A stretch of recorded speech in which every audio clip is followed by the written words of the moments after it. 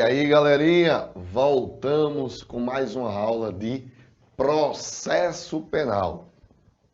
A aula passada, bloco passado, não é? O que nós estudamos, o que nós vimos? Nós começamos a ver, não é, a questão da ação penal pública condicionada. Não é? Nós vimos a questão da representação, prazo para se entrar com essa representação. Nós vimos também a questão da retratação, da representação e a retratação da retratação, tá certo? E vamos continuar agora ainda com a ação penal pública condicionada, vamos retomar ainda com a ação penal pública condicionada, que a gente tem que ver a questão da Lei Maria da Penha, né? Que pode cair no teu concurso público a Lei Maria da Penha. Então a gente já faz um link aqui com a Lei Maria da Penha com processo penal. Beleza? Tranquilo? Então vamos lá para o slide ver a questão da Lei Maria da Penha. Vejam, o STF em julgamento da ADI, que é a Ação Direta de Inconstitucionalidade, número 4424, promovida lá no Distrito Federal, assentou entendimento de natureza incondicionada da ação penal em caso de crime de lesão corporal praticado mediante violência doméstica e familiar. Seguinte, pessoal. Melhor decisão do STF foi isso aí. Por quê? Antigamente, os crimes, veja só, os crimes praticados contra a mulher, não é? Que estejam enquadrados na Lei Maria da Penha, eram de ação pública penal condicionada. Então, mais uma vez, os crimes, antigamente, antes dessa decisão, os crimes praticados contra a mulher, seja de lesão corporal, né? Mais comum, né? Era de ação penal pública condicionada. Qual era o problema disso aí? Vou começar pela delegacia, que era mais comum, para ficar mais fácil o entendimento, né? Porque no caso lá no Ministério Público não tinha muito problema não. O problema era lá na delegacia, vê só. A mulher chegava lá, preste atenção. Ô, doutor delegado, meu marido bateu em mim, né? Meu marido deu uma porrada em mim. Aí o delegado abre o inquérito policial, não é? Contra o marido dessa mulher. Aí ela ia para casa. Chegava em casa, né? O marido dava um carinhozinho nela, né? Fazia um amor gostoso, um sexo gostoso, e ela, esse é o homem da minha vida, né? Uma palmadinha, uma porradinha só foi um momento só, né? Vou esquecer. Aí, ó, voltava para a delegacia e dizia, ô, doutor delegado, né? Eu perdoei ele, né? Ele é o homem da minha vida, né? Então eu queria tirar, não é? Essa representação contra ele aí. Então, primeiro caso, ela retratou-se da representação. Estão lembrados? No bloco anterior, então ela retratou-se, tá certo? Aí, ia para casa. Uma semana depois, o marido, ó, porrada de novo. E ela, ó, voltava para delegado. Seu delegado, aquilo é um marginal, aquilo é uma miséria, aquilo é um cabra safado. Eu quero de novo abrir um inquérito policial contra aquele miserável. Aí ficava nesse vai, não vai, vai, não vai. Aí o STF decidiu, acabou-se essa porra. Acabou-se. Ação penal agora é ação penal pública incondicionada. Então, crime de lesão corporal resultante de violência doméstica, ação penal pública é incondicionada. Inclusive, está aí a súmula 542 do STJ também, reafirmando que violência doméstica A ação penal pública é incondicionada no crime de lesão corporal. Então agora, meus amigos, se chegar a notícia, veja, se chegar a notícia, ela não precisa ir lá na delegacia ou no Ministério Público, não. Se chegar a notícia crimes que houve uma lesão corporal, um crime previsto na Lei Maria da Penha, a ação penal é pública incondicionada. Mesmo que ela chegue lá no promotor, ô doutor, pelo amor de Deus, não faça isso não, porque ele é bonzinho. Fudeu. Não. Vá para casa. Tem nada a ver a senhora aqui não.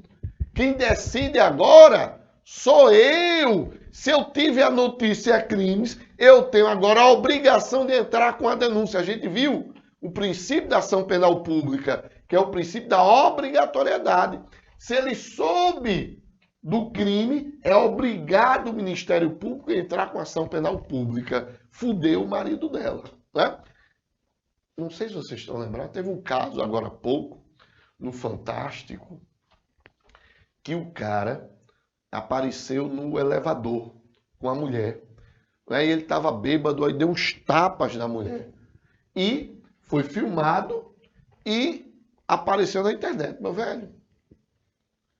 Apareceu na internet através da imprensa, se fudeu o cara.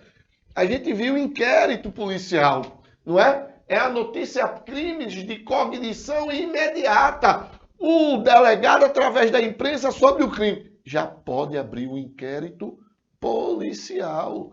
Já pode abrir o inquérito policial, tá certo? Por quê? Porque houve lesão corporal. O Ministério Público já pode entrar com ação de denúncia contra ele, tá certo? Porque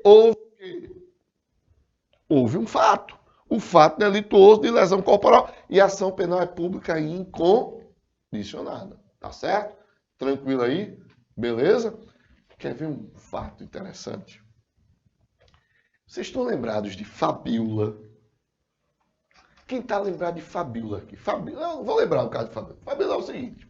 Fabiola foi uma jovem que era casada e chegou para o marido e disse o seguinte, eu vou fazer minhas unhas, né? Fazer minhas unhas, fazer as unhas. E Fabiola não foi fazer as unhas. Fabiola foi para onde? Fabiola foi para um motel se encontrar com o amante. Só que esqueceu o celular. Aí o amante mandou uma mensagem para ela dizendo o local do motel, não é? E o quarto que ele estava para eles se encontrarem lá. Aí o marido pegou a mensagem. Bem, a gente vai ver, não é? Em direito penal isso aí, que não pode, não é? Não pode olhar zap, marido não pode olhar zap de mulher, mulher não pode olhar zap de marido.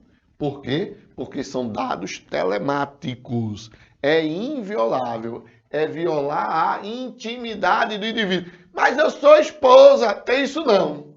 Olha, zap do marido não pode, viu? Não pode, porque viola a sua intimidade. Como também o maridão não pode olhar o zap da mulher, porque fere a intimidade dela. Aí o que foi que aconteceu? O marido de Fabiola foi lá pro motel. Aí filmou ela com o amante.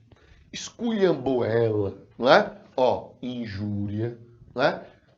Puxou o cabelo dela, lesão corporal, Lei Maria da Penha. Então vê só os crimes que o corno cometeu. Vê só. Vê só. Primeiro, filmou ela e ele, sem autorização nenhum dos dois. Então violou a imagem dos dois. Segundo, xingou.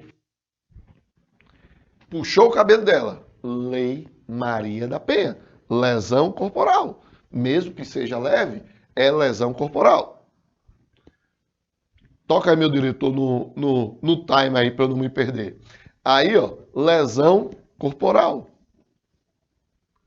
Fez mais o quê?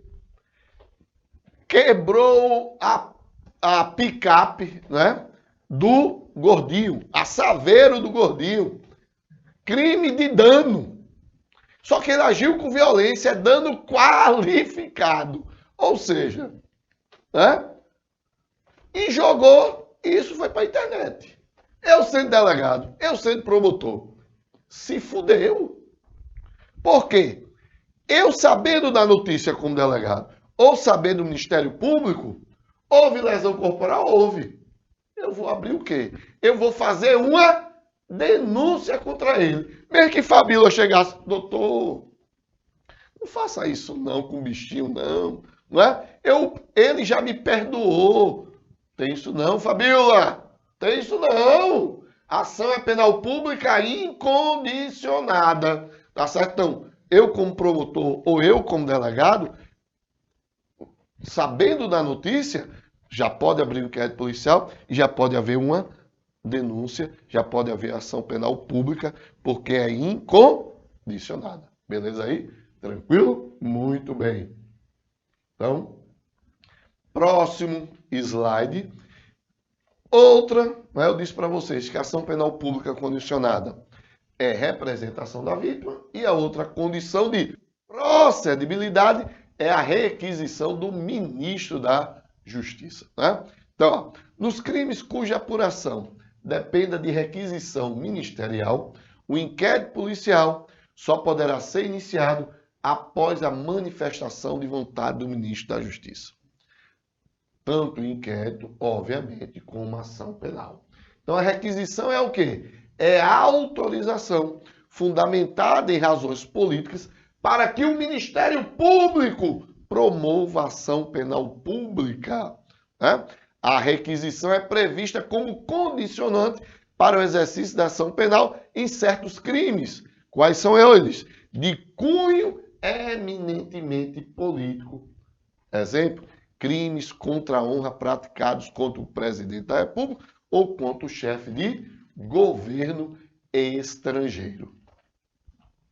Tem uma música, bicho. Eu acho que foi João do Morro que fez. Eu não tenho certeza não, tá? Mas era uma música que xingava a ex-presidenta Dilma Rousseff. Veja, eu escutei, vamos dizer que eu fosse promotor de justiça. Escutei a música de João do Morro xingando Dilma Rousseff. Eu poderia entrar? Não. Por quê? Porque é um crime contra a honra do presidente.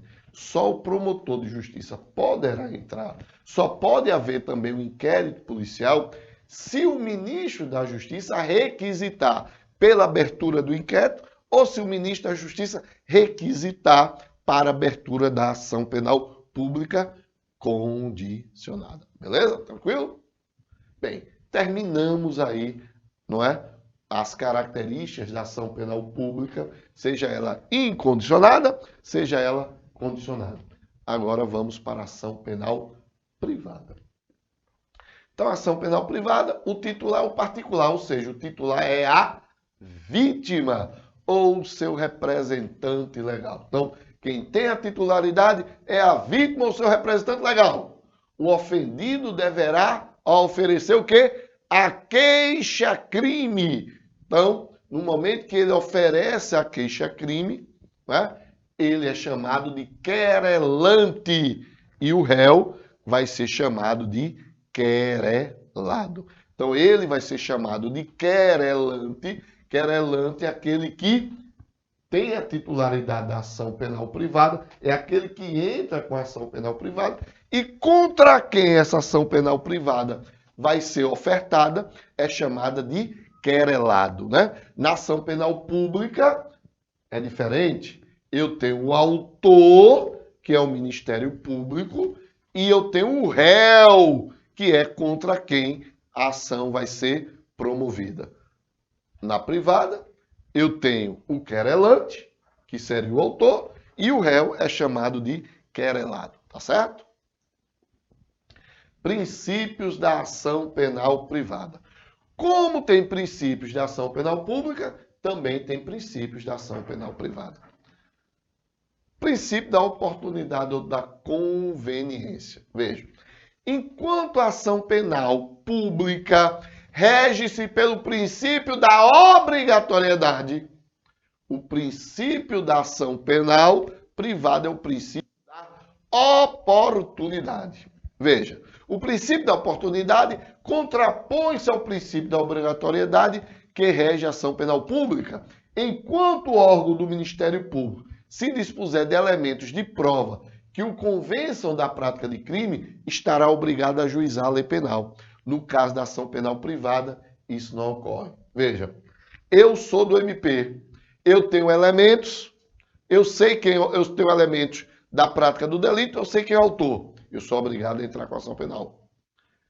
Na ação penal privada, não. Eu sei quem me xingou, eu tenho provas, mas eu não sou obrigado a entrar com a ação penal. Próximo princípio.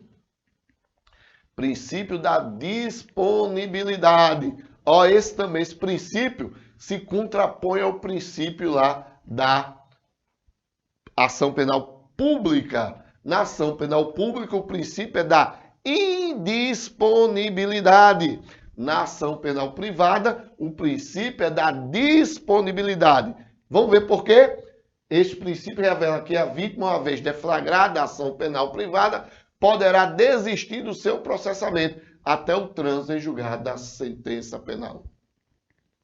Então, preste atenção. Na ação penal pública, o princípio é da indisponibilidade.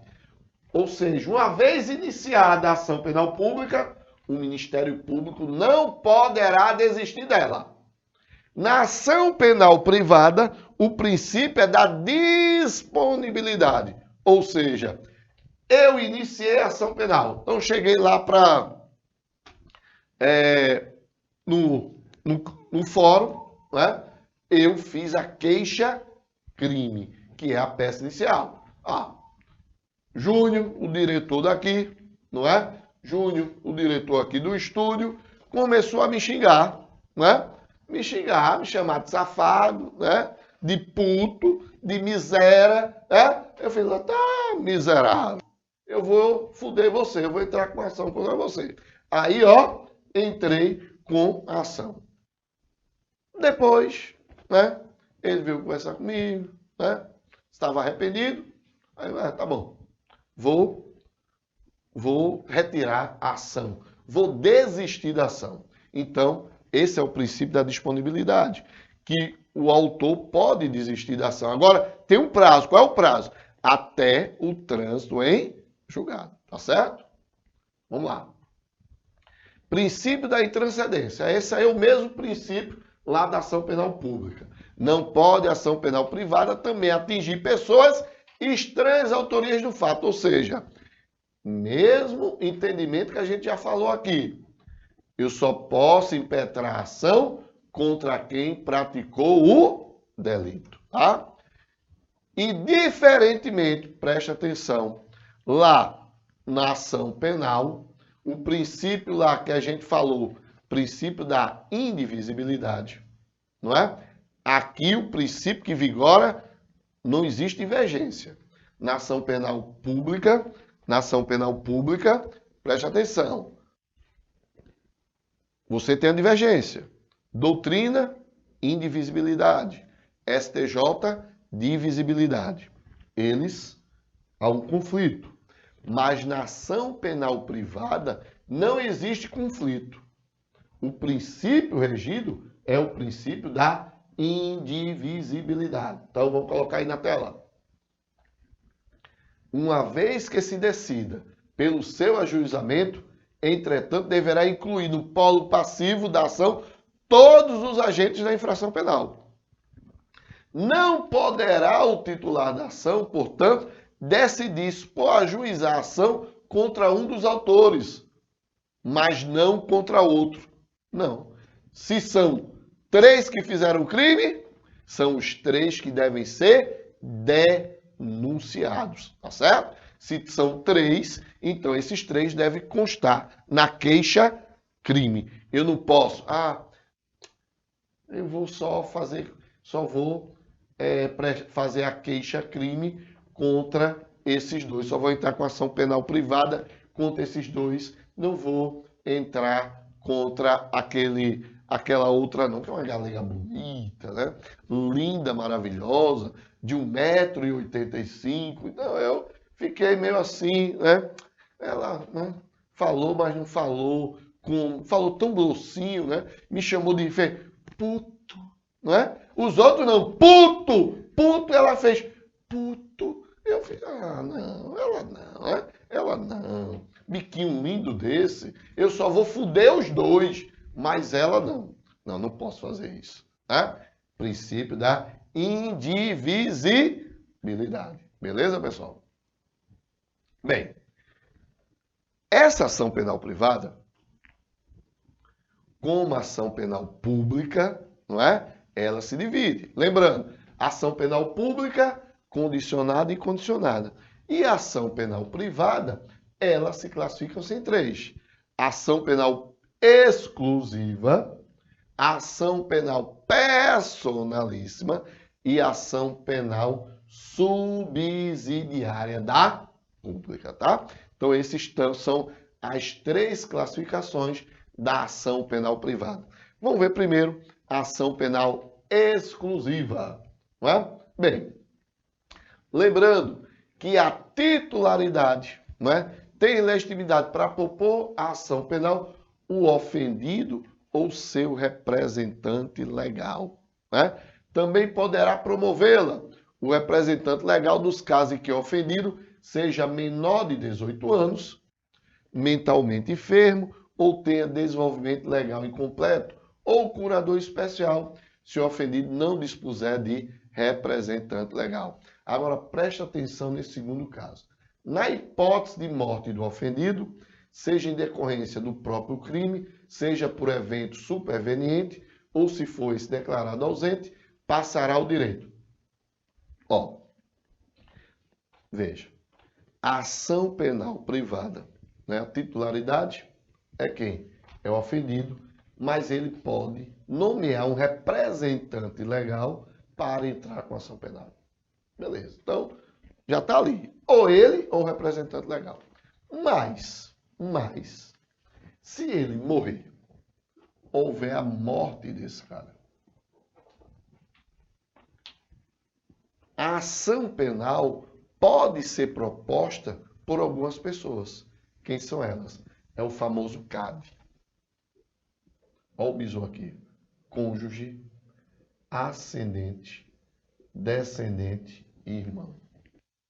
Então, quando essa vítima morrer, a titularidade dela, o direito de ação dela, de promover ação contra a pessoa que ofendeu, vai passar para quem? Para o cônjuge. Para o ascendente. Quem são ascendentes? Os pais.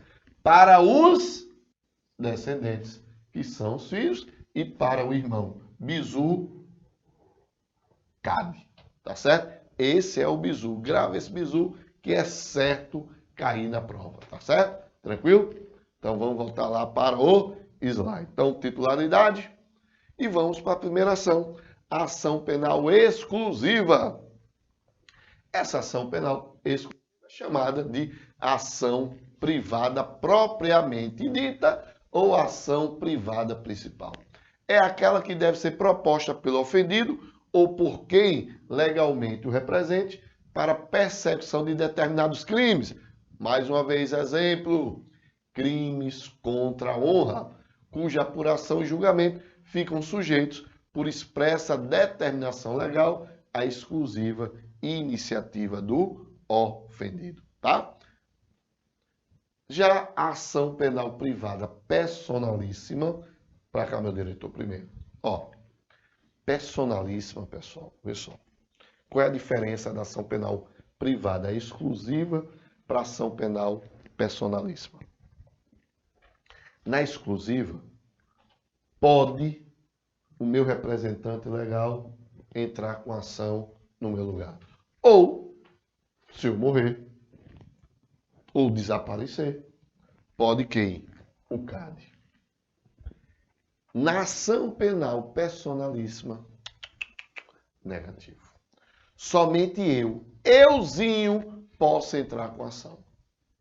Se eu morrer, fudeu. Não tem mais ação, porque é uma ação personalíssima. Entenderam aí? Na exclusiva, se eu não entrar, meu representante legal entra. Se eu morrer, o CAD. Na ação penal privada personalíssima, somente euzinho, posso entrar com ação. Então vamos lá, põe slide. Também chamada de ação privada propriamente, ou ação privada principal, é aquela que deve ser proposta pelo ofendido ou por quem legalmente representa a persecução de determinados crimes, cuja apuração e julgamento ficam sujeitos, por expressa determinação legal, à exclusiva iniciativa do ofendido. A doutrina identificava como hipótese de ação privada personalíssima apenas os casos de adultério e de induzimento a erro essencial e ocultação de impedimento de crime contra o casamento. Tá certo? Só que tem o seguinte, ó. Adultério não existe mais. Então, a Lei 11.106 acabou com o adultério, tá certo? Então, não existe mais adultério, tranquilo? Então, qual é o crime que sobra aí para ação personalíssima, aí, ação penal privada personalíssima? No caso aí, é de quê? De induzimento a erro essencial e ocultação de impedimento de crime contra o casamento. Então, deixa eu só retificar uma coisa. Eu disse que não podia o representante legal entrar. O representante legal pode. O que não pode é o CAD, tá certo? O representante legal dele pode entrar com ação. O que não pode é o CAD. Ou ele, ou seu representante legal. Mas se ele morrer, não pode nem o cônjuge, nem o ascendente, nem o descendente, nem o irmão, tá certo? Então vamos lá. Então, ó, o que seria esse induzimento a erro essencial e ocultação de impedimento? Está lá previsto no artigo 236 do Código Penal. Vê só o que diz lá. Contrariar casamento, contrair casamento, induzindo em erro essencial o outro contraente ou ocultando-lhe impedimento que não seja casamento anterior. Ó, que não seja casamento anterior. Por que estou dizendo isso? Porque casamento anterior é outro crime. É crime de bigamia, tá? Então, ó, se a ocultação for de outro casamento, não tem nada a ver com isso aí. Tem nada a ver com esse crime aí. Vai ser crime de bigamia. Então, Emanuel, o que ele está se referindo aí na questão do contrair casamento induzindo a erro essencial? Ó, o artigo 236 é uma norma penal em branco. Quer dizer isso? Que ela necessita de outra norma para complementar. Então, para isso, a gente tem que ir para o artigo 1557 do Código Civil. Vê lá o que ele diz. 1557 diz: o que diz respeito à sua identidade, o que diz respeito, considera-se essencial sobre a pessoa do outro cônjuge, o que diz respeito à sua identidade, sua honra e boa fama, sendo erro tal que o seu conhecimento ulterior torne insuportável a vida em comum ou ao cônjuge enganado. Bora lá. O cara chegou, não é? Para a mulher e deu um nome, Rui Falcão.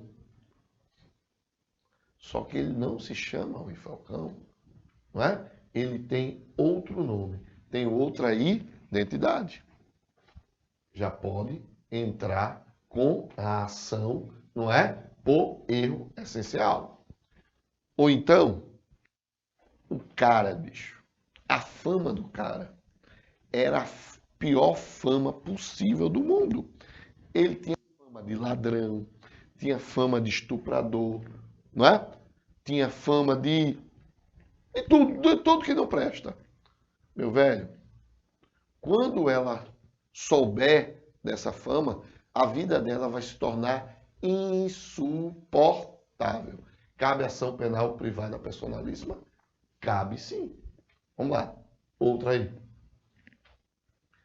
A ignorância de crime anterior ao casamento, que por sua natureza torna insuportável a vida conjugal.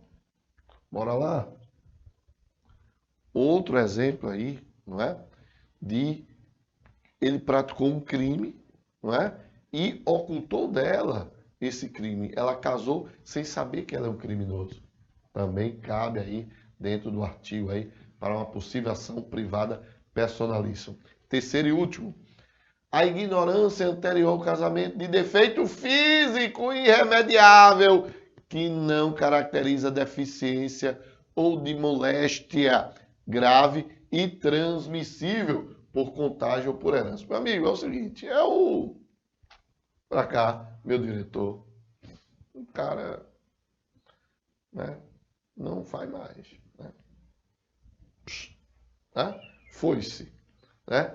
Morreu, não é? O defunto. Então, isso também estaria previsto aí no artigo 1557. Ó, vamos para cá.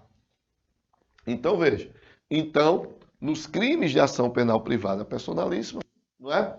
Também chamada de ação privada propriamente dita ou ação privada principal, é aquela que deva ser proposta pelo ofendido ou por quem legalmente o represente e mais ninguém, tá certo? Não cabe aí, não é? A possibilidade, se a pessoa morrer, do CAD, cônjuge, ascendente, descendente e irmão entrar. Com essa ação, visa o quê?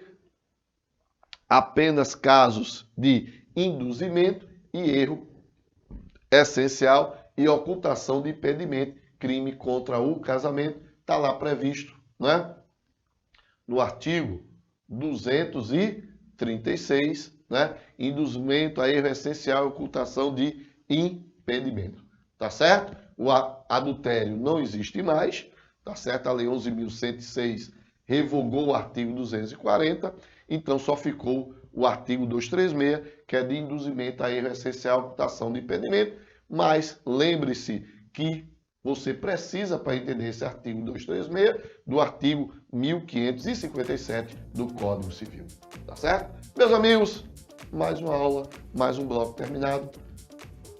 Próximo bloco a gente continua com ainda ação penal. Vamos ver ainda ação penal privada, não é? Subsidiária da pública. Então, no próximo bloco, a gente continua com a ação penal privada e vamos ver a ação penal privada subsidiária da pública.